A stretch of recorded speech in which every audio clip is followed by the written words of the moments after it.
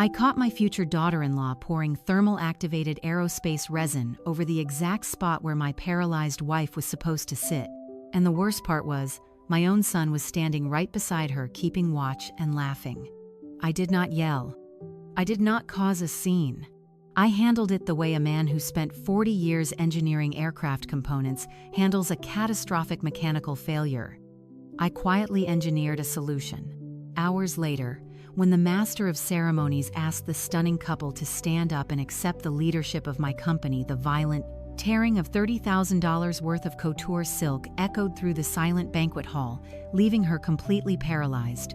But to understand how my son's perfect night turned into a nightmare of his own making, you need to know what happened 2 hours before the charity gala started. I am Arthur Pendleton. I am 70 years old, and I spent my entire life building a specialized aerospace manufacturing company from the ground up. I know the smell of aviation, fuel, the tensile strength of carbon fiber, and the exact cost of loyalty. It was a Saturday evening, exactly 2 hours before the press and investors were scheduled to arrive at the most exclusive luxury banquet hall in the city. I was there early because I had just paid $20,000 out of my own pocket to upgrade the acoustic sound system. Julian, my son, had casually mentioned that the standard microphones would ruin the recording of his succession speech. Like the fool I was, I wrote the check. I wanted everything to be perfect for him. The grand hall was completely empty, bathed in the dim, quiet shadows that exist just before a massive corporate event kicks off. The caterers were out in the loading dock, and the event planners had already finished their elaborate centerpieces. I walked softly across the thick carpets, just an old man admiring the expensive setup he had bankrolled. But as I approached the raised platform where the executive table and the immediate family seating were arranged, I heard a sound. It was a low, muffled giggle. I stopped dead in my tracks, letting the darkness of the stage wing hide me. Standing right at the edge of the family table were my son Julian and his fiancée Vanessa. Vanessa was not in her evening gown yet. She was wearing a silk robe, but she was not holding makeup or a mirror. She was holding a heavy industrial squeeze bottle. She was leaning over the plush leather cushioned chair that was explicitly marked with a silver name tag. Eleanor, my wife Julian's mother. Eleanor had suffered a severe spinal cord injury in a horrific car accident 8 months ago. She survived, thank God, but her mobility was severely compromised. She walked with a custom-braced walker, moved painfully slowly, and suffered from stress-induced tremors that sometimes caused her to spill her drinks or lose her balance. It was a humiliating reality for a proud woman, and we kept the true extent of her neurological struggles, a strict family secret. Vanessa knew this. Julian knew this. I watched my blood turning to ice as Vanessa squeezed a thick amber gel directly onto the center of Eleanor's leather cushion. She smeared it around, making sure it seeped deep into the porous grain of the leather. Julian was standing right next to her, glancing over his shoulder toward the main doors. He nudged her arm with his elbow. "Make sure you get the edges," I heard him whisper. "If she shifts around, I want to make sure it holds." Vanessa giggled again, a high-pitched, malicious sound. "Do not worry," she replied. "Once she sits on this for a few hours, she is not getting up without leaving half her dignity behind." For a fraction of a second, the father in me wanted to believe I was misunderstanding the situation. I wanted to believe my only child was not standing there plotting to publicly humiliate the woman who gave birth to him. I stepped out of the shadows. My heavy footsteps echoed against the polished marble floor. "What exactly is going on here?" I asked. My voice was completely flat, devoid of any emotion. Vanessa jumped so hard, she nearly dropped the bottle. She quickly shoved it behind her back, her eyes wide with sudden panic. Julian spun around. The color drained from his face for a brief moment, but then with a chilling smoothness I had never seen before, he composed himself. He actually smiled. He stepped right in front of Vanessa, blocking my view of her hands. "Dad," he said, letting out an easy, relaxed sigh. "You scared us. We were just fixing a little problem here." I walked up the steps to the platform, stopping 2 feet away from them. I did not look at Vanessa. I looked directly into my son's eyes. "Fixing what problem, Julian?" I asked. The cushion on Mom's chair, Julian lied, his voice practically dripping with fake concern. The leather on the seat is incredibly slick. Vanessa noticed it earlier, and she was just using some clear fabric grip to add friction. You know how Mom struggles with her balance these days. We were just worried she might slide off the chair if her tremors started. We are just looking out for her dad. We want her to be safe tonight. It was the perfect lie. It sounded caring. It sounded protective. If I were just some clueless old man who spent his life behind a desk, I might have thanked them and walked away with a warm heart. But I was not a man who sat behind a desk. I had spent 40 years on active aerospace manufacturing floors, and as I stood there inhaling the air around the table, a very specific, sharp, toxic chemical odor hit the back of my throat.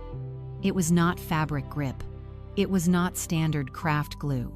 It was industrial-grade thermal-activated aerospace epoxy resin. We used it on the assembly line to bind carbon fiber wing components that were never meant to come apart. When exposed to the heat of a human body, that chemical cures and hardens like solid titanium. It permanently fuses any porous material it touches. The pieces fell into place with sickening clarity. If Eleanor sat on that chair in the bespoke $10,000 silk gown I had bought her for this occasion, the dress would literally weld itself to the leather. They wanted her to sit through the 3-hour banquet. They wanted the resin to cure, and when the music started and she tried to stand up to accept her honorary award, the chair would come with her. The silk dress would tear entirely off the back of her body. She would fall forward, exposing her medical braces and humiliating herself in front of 500 high society guests, investors, and aerospace executives. It was not a prank. It was a calculated psychological assassination, and my son was helping. I looked at the dark stains soaking into the leather. Then I looked back at Julian. He was holding his breath, waiting to see if I bought his story. The urge to grab him by the collar and throw him out of the building was overwhelming. But a deeper, colder instinct took over. If I exploded now, they would just deny it. They would say it was an accident, a misunderstanding, and I would be the crazy old man ruining the succession gala. I needed to know why they were doing this. I needed to let them think they were the smartest people in the room. I forced my facial muscles to relax. I let out a heavy, tired sigh, playing the exact role of the naive, exhausted father they thought I was. "I appreciate that, son," I said, my voice gentle. "Your mother has been so nervous about tonight. Knowing you two are looking out for her means a lot to me." Julian visibly relaxed. His shoulders dropped, and the arrogant smirk returned to the corners of his mouth. "Of course, Dad, we love her. We just want tonight to be perfect." "It will be," I replied, turning my back to them. "I am going to go check on the audio crew. You two go get ready." I walked away, feeling their eyes on my back. I could almost hear them celebrating their narrow escape. They thought they had won. They thought the trap was set and waiting for my vulnerable wife. But as I stepped back into the shadows of the hallway, the father who loved his son died, and the engineer who built an empire took over. I was not going to throw that chair away. I was going to give them exactly the gala they deserved. The heavy oak doors of the grand hall swung shut behind me, muting the ambient noise of the venue preparations. My heart was hammering against my ribs with a slow, heavy rhythm. I walked down the long carpeted corridor, my posture perfectly straight, my steps measured and calm. Anyone looking at me would have seen a proud father taking a quiet stroll before handing over his legacy. But beneath the surface, my entire reality had just been fractured. The scent of that thick amber gel was still burning inside my nostrils. You can forget a name, but a scent locks itself into your brain forever.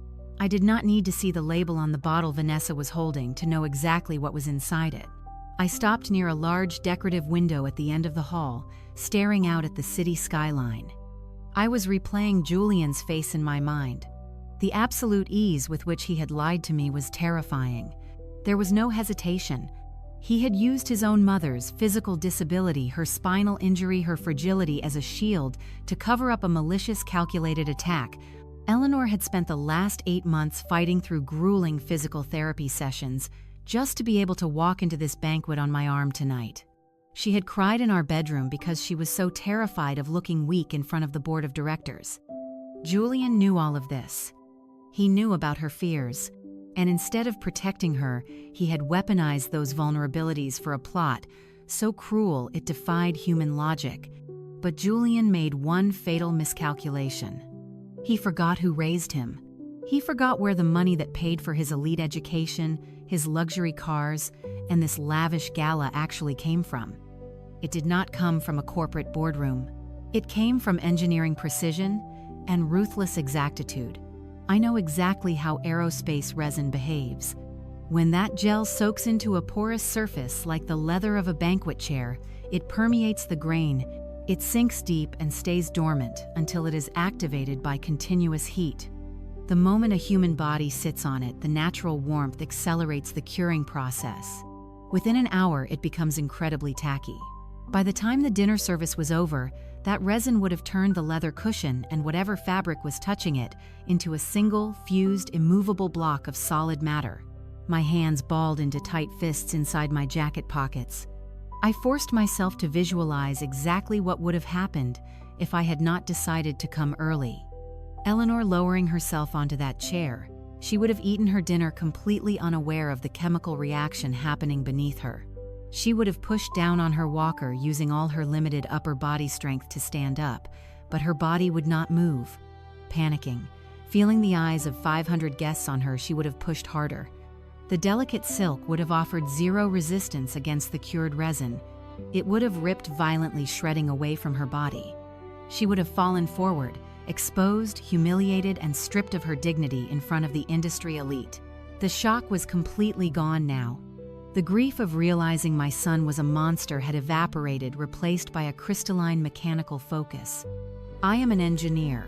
When I find a defective component in an engine, I do not cry over it. I cut it out and I replace it. My son had just proven that he was structurally compromised. He was rotten to his very core. I glanced at my watch. It was still early. Julian and Vanessa were scheduled to move to the rooftop gardens for their pre-gala photographs. I stepped away from the window and quietly opened the door to a small utility closet near the service elevators. I stepped inside, pulling the door shut, until only a tiny crack remained.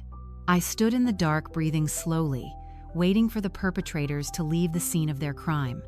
10 minutes later, I heard the obnoxious laughter of Vanessa echoing down the hall. I watched through the crack as she and Julian walked past, holding hands, heading up to the roof to smile for the cameras. They looked so proud of themselves. I waited until their voices completely faded away. Then I pushed the utility door open. It was time to conduct a little mechanical adjustment of my own. I pulled out my phone and called Marcus, my trusted head of corporate security. He answered on the very first ring, sensing the quiet urgency in my voice. Marcus arrived at the ballroom through the service doors within 5 minutes. I showed him the leather chair reserved for Eleanor and explained the chemical trap that had been set. His jaw clenched as he realized the malicious intent. I gave him clear instructions. We moved swiftly and silently, lifting the treated chair from the head table with extreme caution. We swapped it with the matching chair designated for Vanessa, ensuring the placement looked entirely undisturbed. Then I ordered Marcus to retrieve another identical chair from the storage room and apply a fresh coat of the exact same industrial resin to the seat where Julian would soon sit. The trap was now reset for the true villains instead. With the seating arrangement secretly altered, I needed to ensure I captured everything that was about to happen. Normal people do not commit acts of extreme, calculated cruelty just for a cheap laugh. There is always a deeper, darker motive. Julian was arrogant, but he was deeply protective of his stock options. He would never risk causing a massive, humiliating scene at his own succession gala unless there was a significant financial payoff waiting for him. They needed an audience. They needed witnesses. They wanted everyone in our professional circle to see my wife fail to view her as an incompetent, broken woman. This was a carefully orchestrated stage play, and they needed documentation to make their narrative stick. I needed concrete evidence of their endgame. I walked swiftly out the service exit and went to my armored corporate vehicle parked in the loading dock. I unlocked the center console. Inside, resting next to my blueprints, was a rugged cockpit voice recorder unit I used for testing aviation communications. It had a highly sensitive microphone designed to pick up whispers over the sound of jet engines. I grabbed the recorder and a roll of heavy-duty aviation tape. I walked quickly back into the venue, slipping through the service doors. I crawled under the executive table, finding myself in a small, dark, enclosed space right beneath where Julian and Vanessa would sit. I switched the recorder on, verifying the green indicator light. I taped the device firmly against the wooden underside of the table. The microphone was positioned perfectly. It would cleanly pick up every single malicious giggle and every dirty secret they shared while they anxiously waited for the resin to cure. I crawled out from under the table, brushing the dust from my trousers. The physical danger was handled, and the audio surveillance was active, yet my sharp intuition, honed over 40 years of cutthroat business, screamed that I was still missing the foundational blueprint of their scheme.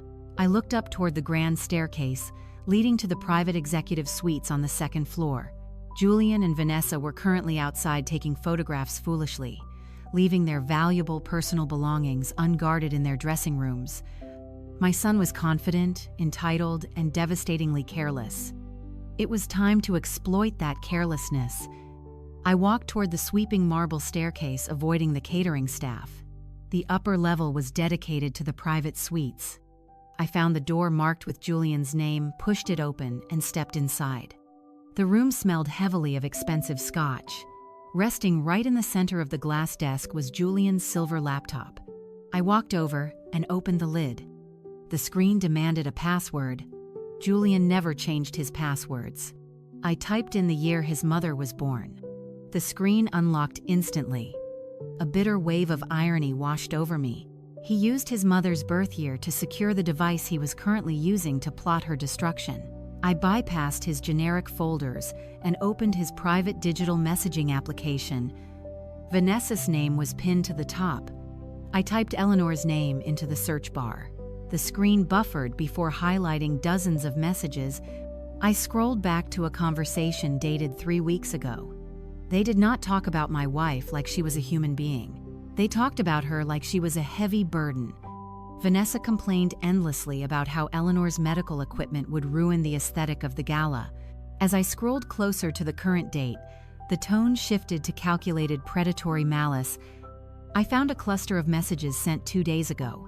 Vanessa had sent a link to an aviation supply website showing the thermal resin. "I bought it," she wrote. Julian replied, "Perfect. Make sure you pack it so the old man does not see it." I braced myself against the desk and scrolled down to the messages they exchanged late last night. The glowing words made my blood run ice cold. Vanessa wrote, "What if she realizes the cushion is sticky before she sits down?" Julian responded, "She will not notice anything. Her legs are so numb from the nerve damage she can barely feel where she sits." My son was weaponizing his mother's spinal trauma.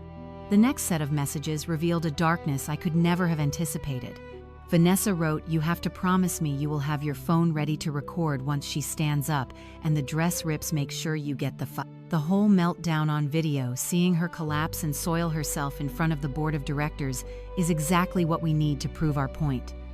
What point were they trying to prove? I pulled up Julian's lengthy response.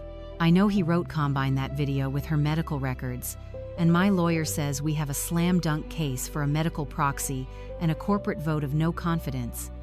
We declare Mom mentally and physically incompetent. Dad will be so broken by the public humiliation, he will step down immediately. We force the board to hand the entire company over to me now. I cannot wait 20 years for him to pass away. Once we have control, we can move her into a facility and take over the estate." I stopped breathing. They were planning a hostile corporate takeover, disguised as a family tragedy. They were actively trying to manufacture a highly public medical crisis just to strip us of our fundamental legal rights and seize total control of the massive aerospace empire I had spent 4 grueling decades building. He viewed my poor wife's devastating accident not as a family tragedy but as a highly convenient legal loophole to exploit. I looked at the glowing screen one last time, making absolutely sure I memorized every single one of his brutal, unforgiving words. I did not cry. Men who survive the ruthless world of aviation manufacturing do not waste energy on useless emotional outbursts. We assess the damage, reinforce our positions, and demolish the compromised structures without mercy. Julian thought he was playing a brilliant game of chess against a weak, clueless old man. He forgot that I owned the board. I needed to see exactly how deep this financial rot truly went before I burned his entire deceitful world straight to the ground. A legal coup of this magnitude requires massive hidden cash. They could not finance this operation using their own personal income. I navigated away from the messages into his primary corporate email application. I typed the names of the gala vendors, the florists, the caterers, and the venue management into the search bar. I was going to follow the money trail. The search results populated instantly. I opened a detailed digital invoice for the exotic floral arrangements totaling $80,000. I bypassed the itemized list and scrolled directly down to the billing information. The invoice was not billed to Julian's personal account. It was billed directly to Pendleton Aerospace Operations, my company. I opened the receipts for the luxury catering, the live orchestra, and the custom champagne.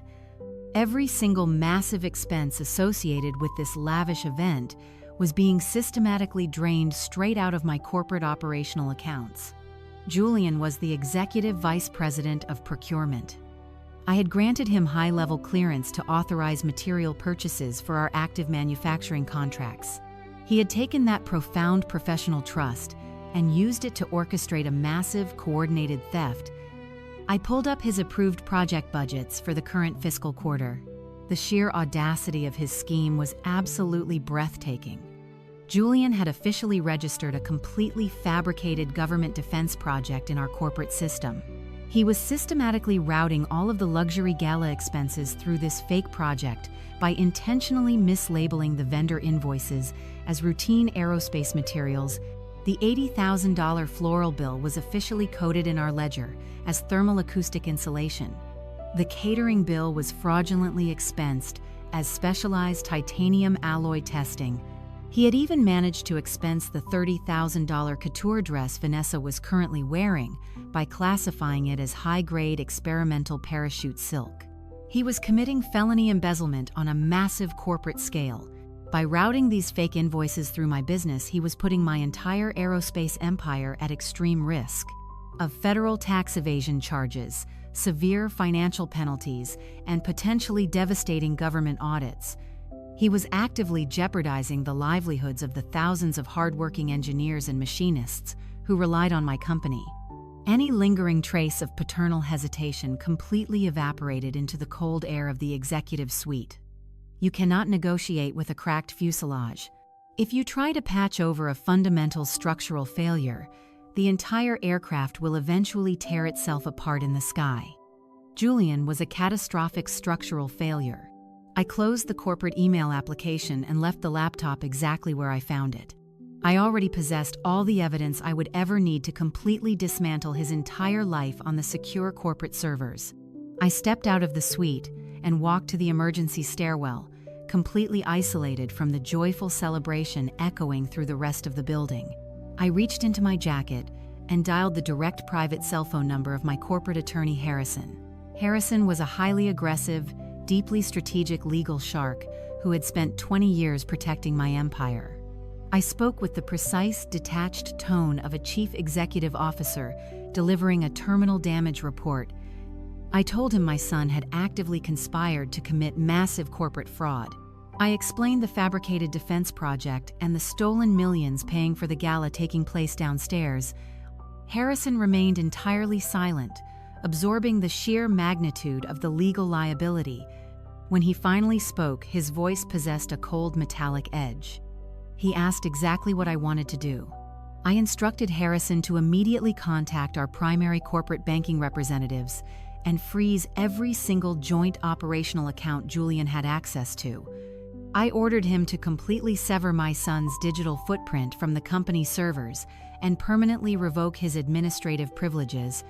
I wanted all of his high-limit corporate credit cards canceled immediately, rendering them useless pieces of plastic.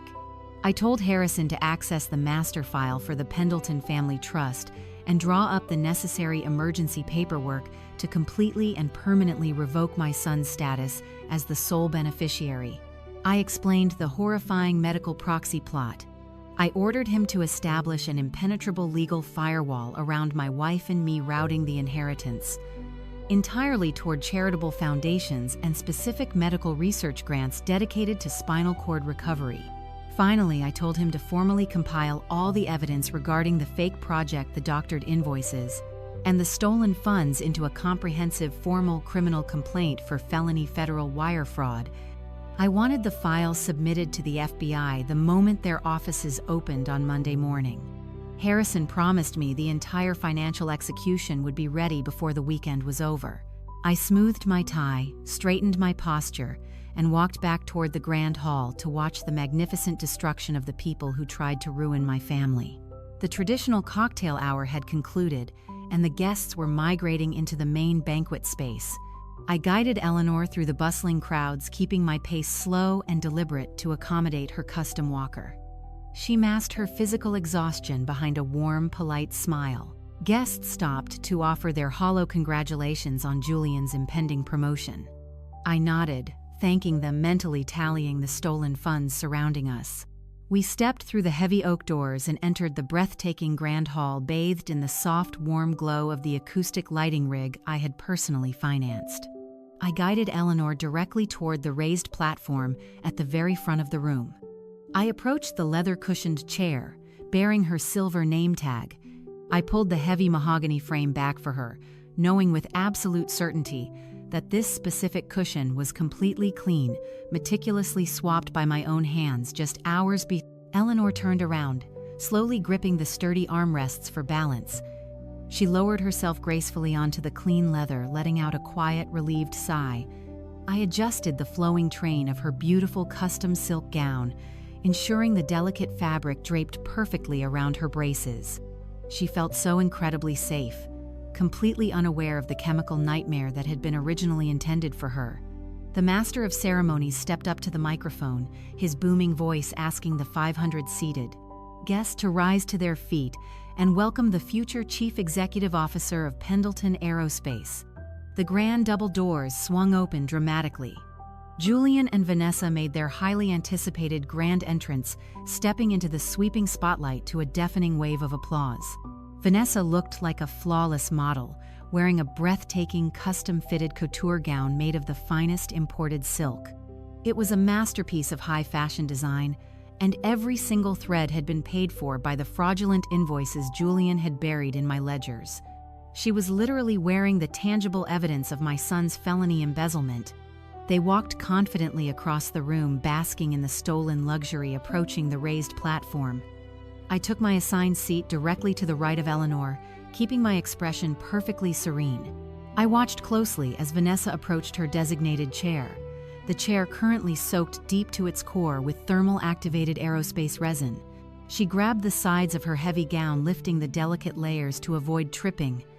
She smiled brightly for the designated press photographers standing nearby, completely oblivious to the rugged voice recorder, secretly taping every word from directly beneath her. With a graceful, practiced movement, she lowered herself down, her body weight pressed firmly into the thick leather cushion.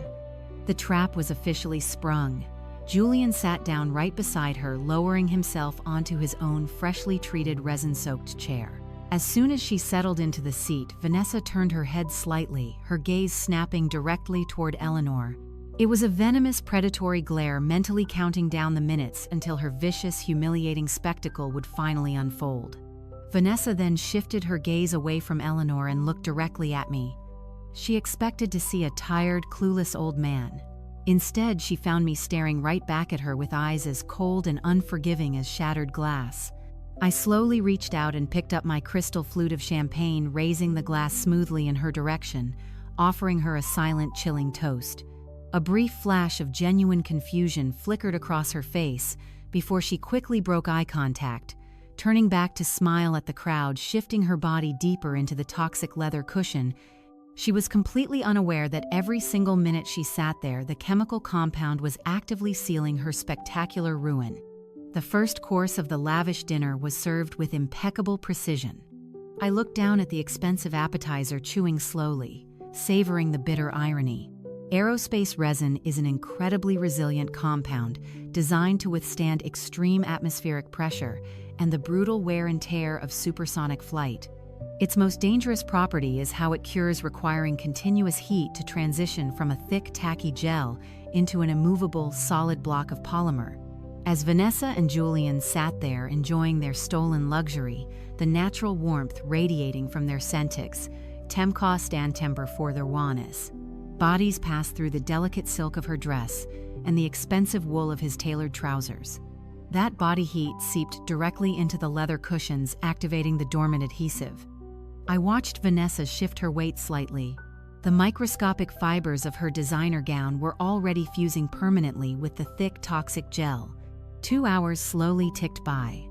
The dinner service concluded, and I maintained polite conversation with the aerospace investors, projecting the image of a proud, relaxed patriarch. Beside me, Eleanor was enjoying her evening immensely, looking incredibly beautiful and perfectly safe. I glanced back over at the executive table. The curing process was entering its final, most aggressive stage. The adhesive was rapidly hardening, binding the fabrics to the chairs with the strength of industrial mortar. I noticed Vanessa beginning to shift uncomfortably. She reached behind her back, tugging subtly at the side of her waist. She leaned over and whispered something into Julian's ear. Her face pinched into a tight expression of annoyance. She clearly felt the restricting pull of the adhesive, but assumed her rigid corset was simply digging into her ribs. She tried to slide her hips forward, but her body barely moved. The fabric was already anchored to the seat. Julian was also shifting awkwardly, pulling at the thighs of his trousers, entirely unaware that he was permanently cementing himself to his own chair. The master of ceremonies tapped his crystal glass, signaling the formal conclusion of the dinner. The room fell into a respectful, hushed silence. Julian pushed his upper body forward to stand up, but felt the immediate aggressive resistance of the cured resin. He frowned, masking his confusion with a tight smile, assuming his suit jacket was caught on the armrest. He grabbed the wireless microphone and remained seated, projecting an aura of absolute authority. He began his speech thanking the board of directors for traveling to celebrate this monumental transition of corporate power. Then Julian turned his body as much as the resin allowed and looked directly at our table, locking eyes with me. He raised his glass toward Eleanor and me. "I want to take a special moment to honor my parents," he announced, his voice echoing loudly. "Recently, our family faced a terrifying medical challenge. My mother suffered a severe accident, and it reminded all of us just how fragile leadership truly is." He paused dramatically, letting the guests murmur in sympathetic agreement.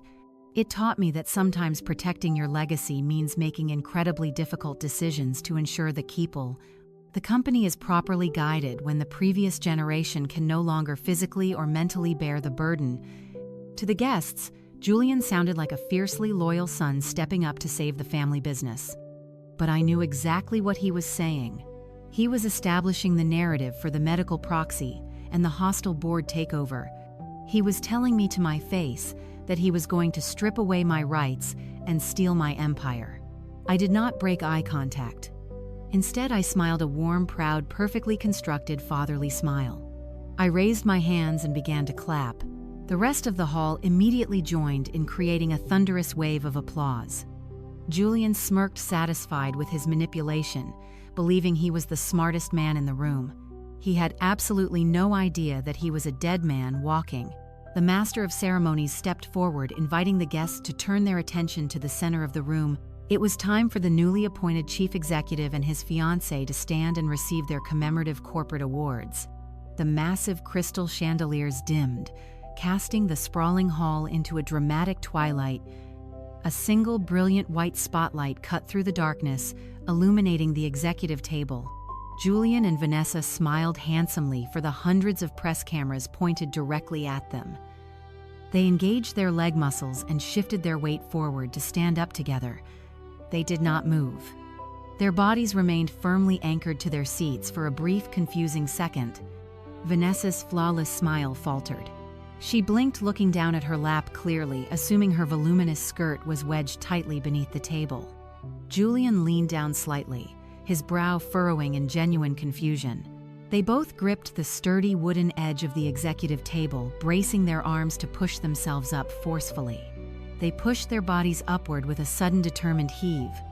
The thick leather cushions did not surrender their grip. The aerospace resin had cured into an unbreakable polymer bond, permanently welding the delicate silk of her gown and the tailored wool of his trousers directly to the upholstery because their upper bodies moved forward, while their lower halves remained hopelessly trapped. The sheer force of their momentum caused both heavy mahogany chairs to tilt forward precariously on their front legs. Vanessa gasped, loudly slamming her hands back down onto the table to stop herself from falling over. Julian let out a choked sound of panic as his chair clattered back onto all four legs with a dull, heavy thud. The flawless facade instantly shattered. The color completely drained from their carefully contoured faces. Vanessa twisted her torso frantically, trying to look over her own shoulder to see what was holding her down. Julian yanked at his trousers, trying to physically pull himself up to his feet to avoid causing a humiliating scene. The spotlight continued to beat down on them mercilessly. 500 elite guests sat in absolute breathless silence, holding their glowing smartphones up to record what was supposed to be a historic corporate moment. Instead, they were watching the future CEO and his partner engage in a frantic, desperate wrestling match with banquet furniture. Vanessa was hyperventilating now. She looked out into the darkness of the hall, her terrified gaze locking onto mine. I simply raised my chin, my expression as cold and unyielding as a stone monument. Driven by sheer blind panic, Vanessa planted both of her feet firmly against the polished floor, let out a breathless cry, and threw her entire body weight violently forward. The structural integrity of the $30,000 couture gown finally surrendered to the ruthless grip of the cured aerospace adhesive. A sharp, violent tearing noise echoed sharply through the silent room. The exquisite imported silk shredded violently right down the center seam, ripping forcefully from the middle of her spine all the way down past her thighs. The sudden release of tension sent Vanessa pitching wildly forward. She tumbled over the edge of the raised platform, plunging downward in a chaotic tangle of shredded white silk. She slammed onto the polished floor with a heavy, painful thud. The heavy mahogany chair, still permanently cemented to the entire back half of her ruined designer dress, flipped over and dragged across the carpet, resting awkwardly on its side just above her. Julian, witnessing her fall, panicked and launched himself forward with massive force. A sickening sound of tearing wool ripped through the air as his custom trousers shredded entirely, exposing his bare skin to the shocked crowd. He stumbled forward, his ruined pants anchored to the chair behind him, dragging the heavy furniture across the stage like a ball and chain. A collective, horrified gasp erupted simultaneously from 500 people. Vanessa lay sprawled on the cold floor, the bottom half of her dress completely sheared away, leaving her entirely exposed to the merciless glare of the bright white spotlight. Julian stood frozen, his lower half completely shredded, tethered to a banquet chair. The exact, devastating public humiliation they had so gleefully plotted to inflict upon my disabled, vulnerable wife had just swallowed them entirely. Flashes from hundreds of press cameras illuminated the dark room, capturing every single pathetic detail for the entire financial world to see. Julian looked down at his sobbing fiancée and then slowly turned his head to look directly at me. He finally understood that the clueless old man had just executed a flawless, ruthless demolition of his entire life. The absolute pandemonium that erupted across the grand hall was unlike anything I had ever witnessed. The deafening chorus of gasps, panicked shouts, and the relentless clicking of cameras filled the air. Corporate investors were actively recording their absolute degradation. Vanessa scrambled frantically on the floor, sobbing hysterically as she tried desperately to pull the tattered remnants of her gown over her exposed legs. Event staff rushed forward, throwing a black linen tablecloth over her trembling body. Julian dropped to his knees desperately, trying to untangle himself from his own ruined garments and the heavy wooden chair glued to his backside. He shouted furious, incoherent orders, demanding the press stop recording. He grabbed Vanessa by the arm, half lifting and half dragging her toward the side exit. It was a pathetic, humiliating retreat. They waddled forward in a hunched, awkward stance, clutching the linens around their waists, while the heavy banquet chairs bobbed and swayed behind them. They pushed their way blindly through the crowd, leaving a trail of shredded silk and torn wool in their wake, heading straight for the executive suites on the second floor. I sat at the table, calmly taking a final sip of my champagne. I turned to Eleanor, who was sitting perfectly safe and secure, her eyes wide with shock. I gently patted her hand, assuring her that I would go upstairs to handle the situation. I stood up, smoothing my tailored suit jacket, and walked away from the chaos, taking measured, deliberate steps toward the grand staircase. I reached the heavy wooden door of the private suite, left wide open in their frantic rush. I stepped into the doorway and observed the absolute wreckage. Vanessa was lying face down on a leather sofa, wailing uncontrollably beneath the black tablecloth, the heavy chair sticking straight up into the air above her. Julian was pacing furiously, running his trembling hands through his hair, his ruined trousers flapping uselessly against his legs.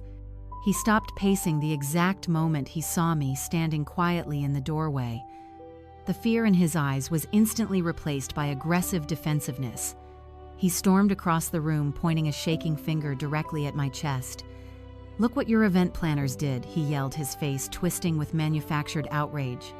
"You picked this venue. You paid for these defective chairs. You completely ruined my succession announcement. You let this happen to us." He stood there panting, expecting me to immediately apologize and blindly throw corporate funds at the problem to silence the press. I did not apologize. I simply looked at his pointing finger and then directly into his panicked, deceitful eyes. I stepped fully into the room, reached out and took hold of the heavy wooden door, pulling it shut. I engaged the thick brass deadbolt. The loud, heavy metallic click of the lock snapping firmly into place echoed sharply through the room. It was a definitive, inescapable sound. I turned around and leaned my back against the locked door, crossing my arms over my chest. The heavy click of the lock instantly sucked all the oxygen straight out of the suite. Vanessa stopped her hysterical wailing, staring at me in sudden confusion. Julian dropped his shaking finger, his aggressive posture melting away as he registered the terrifying shift in my body language. The room fell completely dead silent. I pushed myself away from the door and walked slowly toward the center of the room. I stopped directly in front of the large flat-screen television securely mounted on the far wall. I reached into my jacket, pulled out my smartphone, and paired it with the wireless display settings. I pulled the heavy-duty voice recorder from my pocket, holding it up high in the air. I explained in a low, perfectly even and dangerously calm tone that I had personally placed this highly sensitive aviation recording equipment directly beneath their designated chairs. Julian swallowed incredibly hard, the remaining color rapidly draining from his panicked face. I routed the audio directly through the premium surround sound speakers and firmly pressed play. The pristine audio recording instantly filled the quiet room. Vanessa spoke first, complaining aggressively that her corset was entirely too tight. And then came the horrifying, malicious words, "I am so tired of waiting," her recorded voice whined loudly. "Why has she not stood up to give her speech yet? I cannot wait around all night for this pathetic, crippled woman to finally embarrass herself." Julian took a slow, stumbling step backward. His recorded voice chuckled softly, a dark, sinister sound. "Just be patient," my son replied on the tape. "The longer she sits there, the tighter the chemical bond gets. Once she finally stands up, she is going to rip herself wide open. Just make sure your camera is completely ready. We need that massive public meltdown captured on video for the board of directors tomorrow morning." I pressed pause on the rugged recorder. The heavy silence that immediately followed was toxic, loaded with the horrifying realization of their true predatory nature. Vanessa let out a pathetic, muffled sob from the sofa. Julian opened his mouth, raising his shaking hands in a desperate gesture of surrender, stammering wildly, trying to claim it was just dark humor. I did not let him finish his pathetic, cowardly sentence. I tapped the screen of my smartphone, opening the encrypted photo gallery, mirroring the captured images directly onto the massive television screen. The bright, glaring display of their private text messages illuminated the dark suite. There was the unmistakable message from Vanessa, explicitly plotting to humiliate my disabled wife to secure a massive corporate advantage. There was the cold, calculating response from Julian mapping out the hostile takeover. I swiped to the next image displaying the terrifying medical proxy plot. Combine that video with her medical records, and my lawyer says we have a slam-dunk case for a vote of no confidence. I read aloud, my voice completely devoid of any paternal warmth. We declare Mom mentally and physically incompetent. Dad will be so broken, he will step down. We force the board to hand over the company immediately today. I swiped to the final, most devastating screenshot. I cannot wait 20 years for him to pass away. Julian stood entirely defeated in the very center of the suite. His broad shoulders slumped forward heavily, his chest heaving rapidly as the inescapable gravity of his immense public exposure crushed him down to absolutely nothing. The arrogant, wealthy executive was completely gone forever, replaced by a pathetic, vulnerable fraud who had just watched his entire master plan burn to ashes. "Dad, wait," he stammered, his voice cracking into a high, panicked pitch. "You are taking this entirely out of context. We were stressed about the corporate transition. We would never actually do something like that to Mom. We would never actually try to steal the company. Do not insult my intelligence, Julian," I said slowly, taking a deliberate step toward him. "You did not just joke about destroying your mother.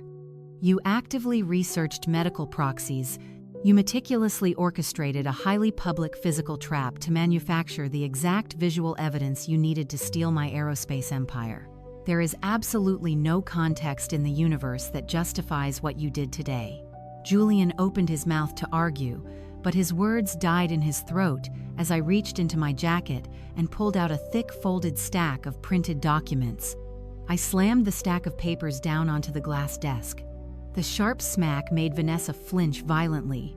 "If you thought your corporate coup was the only secret I uncovered today, you are vastly underestimating the man who taught you how to read a balance sheet," I stated firmly. "While you were busy taking press photographs this afternoon, I was actively auditing your corporate procurement accounts."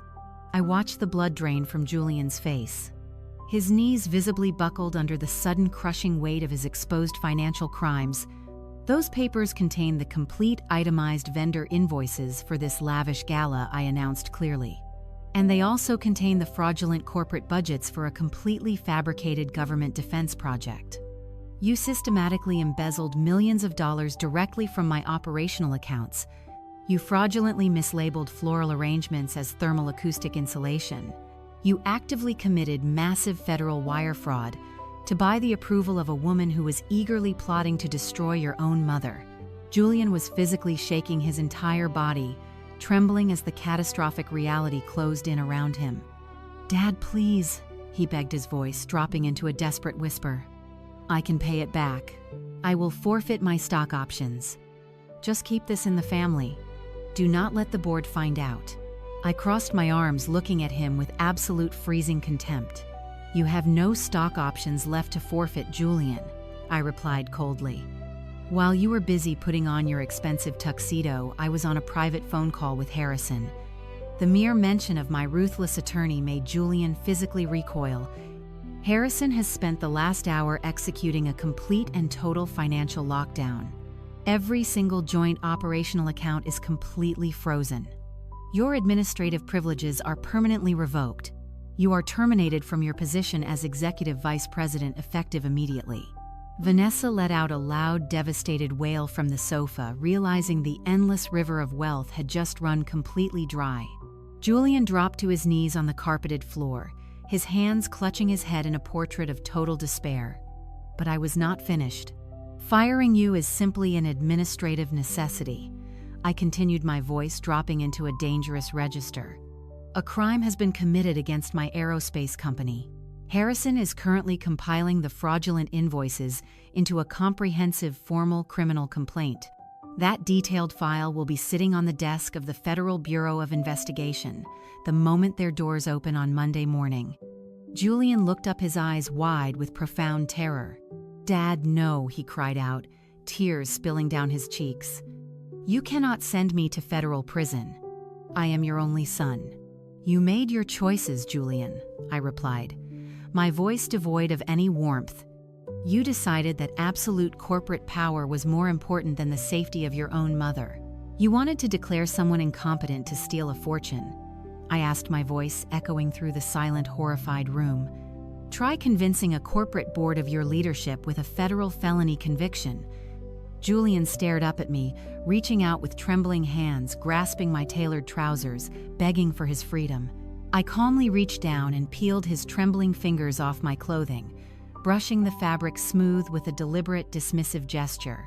You lost the right to call yourself my son the moment you decided to weaponize the spinal trauma of your mother for personal financial gain.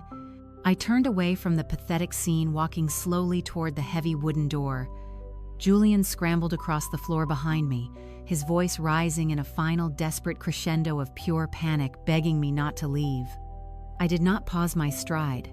I twisted the heavy brass deadbolt, pulled the door wide open, and stepped out into the brightly lit hallway, letting the door swing shut behind me, severing my ties to that room permanently.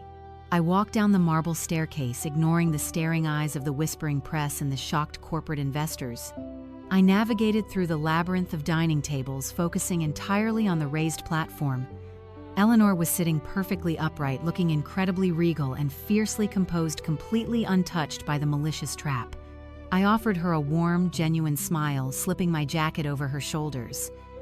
"Are you ready to go home, my love?" I asked quietly. She patted my cheek, nodding steadily. She grabbed her custom walker and pushed herself up, standing tall and strong, free from the toxic snare. We turned our backs on the executive table, walking slowly down the center aisle, leaving the burning ruins of my son's life far behind us in the dark forever.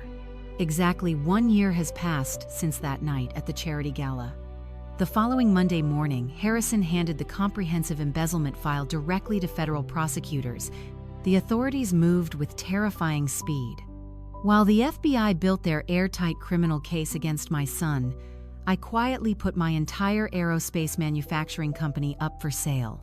Because the business was highly profitable and completely purged of financial rot, I sold the corporation to a massive global defense contractor for a staggering multi-billion-dollar profit. I took that capital, restructured the family trust, and ensured the financial firewall around Eleanor was impenetrable. Julian pleaded guilty to multiple counts of federal wire fraud and corporate embezzlement. He is currently sitting in a maximum security federal penitentiary, serving a mandatory 10-year sentence with no leniency and no wealthy father to save him. Vanessa divorced him 3 weeks after the gala, desperately trying to dodge his pending criminal charges. However, because the fraudulent funds were seized by federal auditors, Vanessa was held legally responsible for the outstanding vendor balances. She is completely bankrupt, relentlessly pursued by collection agencies, and forever remembered by high society as the malicious woman who ended up physically cemented to a banquet chair. Eleanor and I are currently sitting on the private balcony of a luxury villa overlooking the sapphire waters of the Mediterranean Sea. Eleanor has made a remarkable, inspiring recovery, her physical therapy progressing with incredible speed. Now that she is free from the dark, suffocating stress Julian constantly placed upon her. We spend our days enjoying the immense wealth we built together, completely untethered from the greedy leeches that tried to drain our resources. True family is built entirely on a solid, unbreakable foundation of unwavering loyalty and an instinctual, fierce drive to protect one another from any incoming harm. Protecting your peace, your spouse, and your dignity is the greatest legacy you can ever leave behind.